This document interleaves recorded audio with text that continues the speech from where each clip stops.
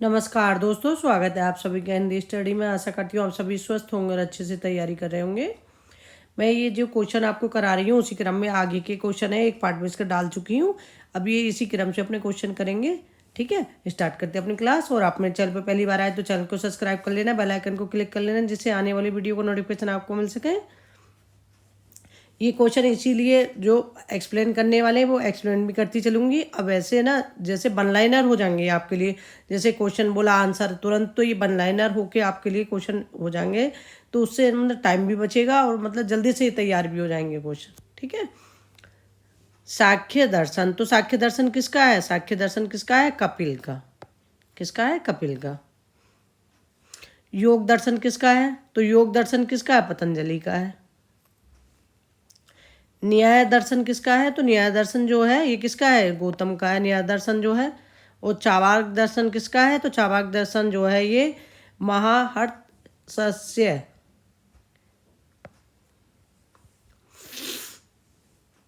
जैन दर्शन, जैन दर्शन किसका है? सर्वनाथ का है जैन दर्शन जो है। और सूफी काव्य परंपरा के पहले कवि कौन थे? तो सूफी काव्य परंपरा के पहले कवि कौन थे? वो थे मुल्ला दाऊद। मुल्ला दाऊद की रचना कौन सी है? चंदायन। सत्यवती कथा के रचयिता है, तो सत्यवती कथा के रचयिता कौन है? ईश्वरदास हैं। और ईश्वरदास कैसे हैं? राम भक्त कवि हैं। राम भक्त कवि हैं। और इनकी रचना एक अंगद पैजोर है। ठीक है, सत्यवती कथा और अंगद पैज। मुल्ला दाऊद की रचना चंदायन की भाषा कौन सी है? तो मुल्ला दाऊद की रचना जो है चंदायन, इसकी भाषा कौन सी है? तो इसकी भाषा है अवधी भाषा। अब जो सूफी काव्य की भाषा भी अगर पूछी जाए कौन सी है, तो अवधी भाषा है सूफी काव्य की। सूफी काव्य की रचना जो अगर कोई भी देके पूछ ले तो उनकी भाषा क्या है? अवधी भाषा है। हिंदी में सूफी काव्य परंपरा के कवि हैं, तो हिंदी में सूफी काव्य परंपरा के कवि कौन है? तो वो हिंदी में सूफी काव्य परंपरा के कवि कौन है? जायसी हैं। आखिरी कलाम किस सूफी कवि की रचना है? तो आखिरी कलाम किस सूफी कवि की रचना है? तो जायसी की रचना है। किसकी? आखिरी कलाम और अखरावट और कहनावत मसलनामा किसकी रचना है? सब ये जायसी की रचना है। और आखिरी कलाम में किसकी मतलब वर्णन मिलता है? तो कयामत का। और इसमें बाबर की प्रशंसा की गई है। किसकी? बाबर की प्रशंसा की गई है। जायसी के किस काव्य में देवनागरी वर्णमाला के एकक अक्षर को लेकर सैद्धांतिक बातें कही गई हैं? तो जायसी की कौन सी रचना है जिसमें वर्णमाला के एकक अक्षर को लेकर सैद्धांतिक बातें कही गई हैं? तो जायसी की रचना है अखरावट। कौन सी है रचना? अखरावट। ढोला मारूरा दूहा प्रेम कथा के रचनाकार हैं, तो ढोला मारूरा दूहा प्रेम कथा के रचनाकार है कौन है? कुशलाभ है। और ढोला मारूरा दूहा किस भाषा में है? ये राजस्थानी भाषा में है।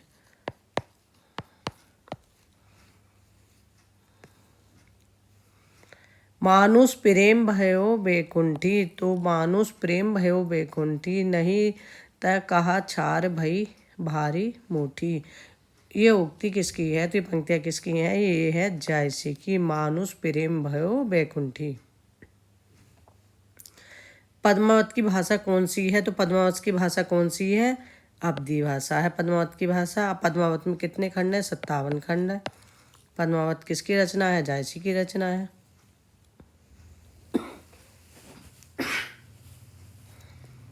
हंस जवाहिर के रचनाकार कौन है? तो हंस जवाहिर के रचनाकार कौन है? कासिम शाह है। इंद्रावती अनुराग बासरी रचनाओं के रचनाकार कौन है? तो ये है नूर मोहम्मद। नूर मोहम्मद की रचना इंद्रावती अनुराग बासरी, सब ये अलग अलग दोनों रचनाएं पूछी गई हैं।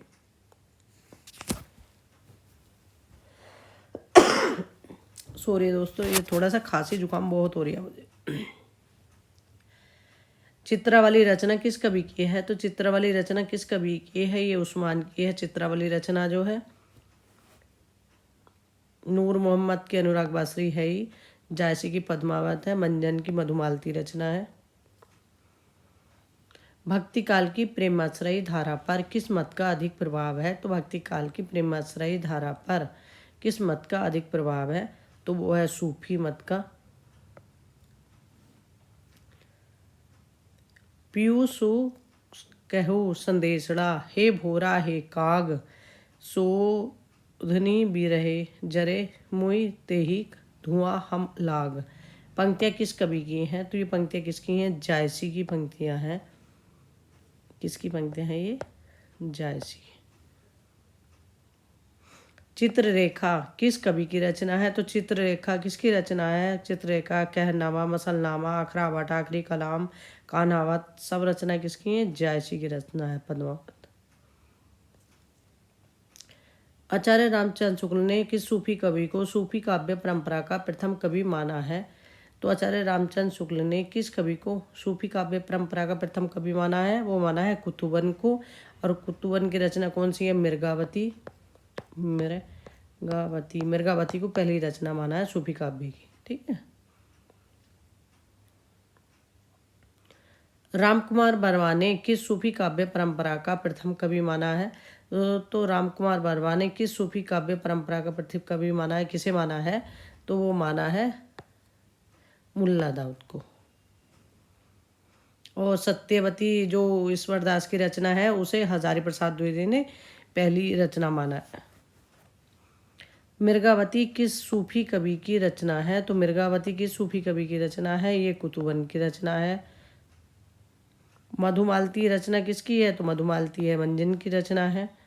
पद्मनी चरित्र के रचयिता कौन है? तो पद्मनी चरित्र किसकी रचना है? तो पद्मनी चरित्र रचना है लालचंद की। कब घर में बैठे रहे ना ही हाट बाजार। तो हाट बाजार इतना ही याद कर लेना। ये पंक्तियाँ किसकी हैं?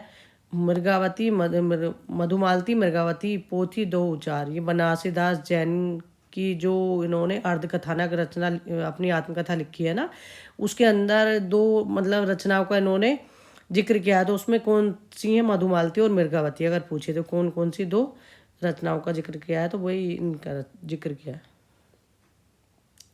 विक्रम दशा प्रेम के 12 सपनावती कहू गयऊ पतारा।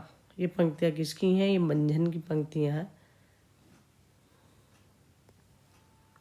रुक्मणी पुनि बैसे ही मरी गई कुलवंती सत सो सती भई। तो रुक्मणी पुनि वैसे ही मर गई। तो कौन कह रहे हैं? ये कुतुबन कह रहे हैं कि रुक्मणी पुनि वैसे ही मर गई। बलदीप देखा अंग्रेजा। तो बलदीप पूरी पंक्तियां भी मत याद करो, बट अंग्रेजा करेजा। तो ये पंक्तियां किसकी? उस्मान की हैं। किसकी हैं? उस्मान की पंक्ति। जानत है वे सिरजनहारा जो किछु है मन मरम हमारा। हिंदू मक पर पाँव न राखियो का जो बहुते हिंदी भाकियो।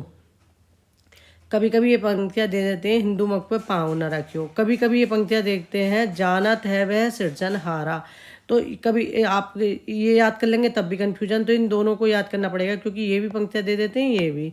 तो ये नूर मोहम्मद की पंक्तियाँ हैं। ये अनुराग बासरी है, इनकी रचना उससे ली गई है। अनुराग बासुरी से ली गई हैं ये पंक्तियाँ। तन चितुर मन राजा कीना हिय सिंगल बुद्धि पद्मनी छीना। किसकी पंक्तियां हैं?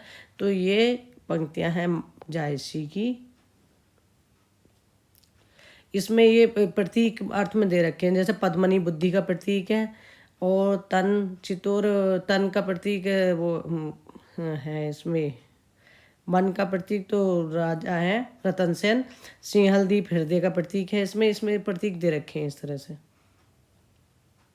कबीर ने अपनी झाड़ फटकार के द्वारा हिंदू और मुसलमानों का कट्टरपुर दूर करने का जो प्रयत्न किया वह अधिकतर चिढ़ाने वाला सिद्ध हुआ, हृदय को स्पर्श करने वाला नहीं। ये पंक्तियाँ किसकी हैं?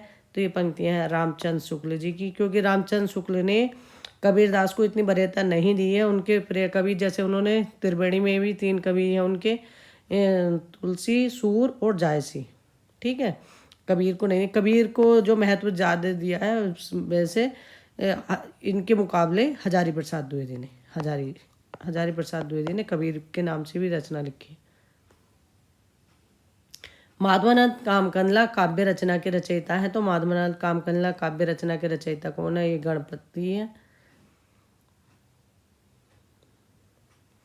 हिंदी साहित्य की पीठिका के रचनाकार हैं। तो हिंदी साहित्य की पीठिका ये किसकी रचना है? ये राजवली पांडे की रचना है। रस रतन के रचयिता हैं, तो रस रतन के रचयिता कौन है? फूंकर कवि हैं। नल दमयंती प्रेमाख्यान काव्य के रचनाकार हैं, तो नल दमयंती और प्रेमाख्यान काव्य इसके रचनाकार कौन है? नरपति व्यास हैं। नल चरित्र प्रेमाख्यान काव्य किसकी रचना है? तो नल चरित्र प्रेमाख्यान काव्य किसकी रचना है? ये मुकुंद सिंह की रचना है। किसकी रचना है? मुकुंद सिंह की। छिताई वार्ता जो कि कल्पना और इतिहास का अद्वितीय ग्रंथ है, तो छिताई वार्ता किसकी रचना है? ये नारायण दास की रचना है छिताई वार्ता। जब कहरनामा किसकी रचना है? तो कहरनामा जायसी की रचना है। जायसी की सारी रचनाएं अच्छे से देख लेना, जरूर पूछी जाती है, क्योंकि सूफी काव्य के प्रतिनिधि कवि कौन है? जायसी हैं।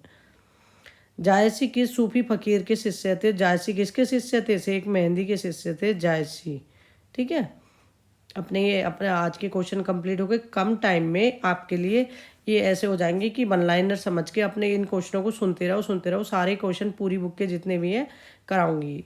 ठीक है, तो ये क्वेश्चन लाइन बार आपके हो जाएंगे। मैंने सोचा ये अच्छे क्वेश्चन है और ये एक बार भी रिवीजन हो जाएगा तो बहुत कुछ आपको मिलेगा इसमें से।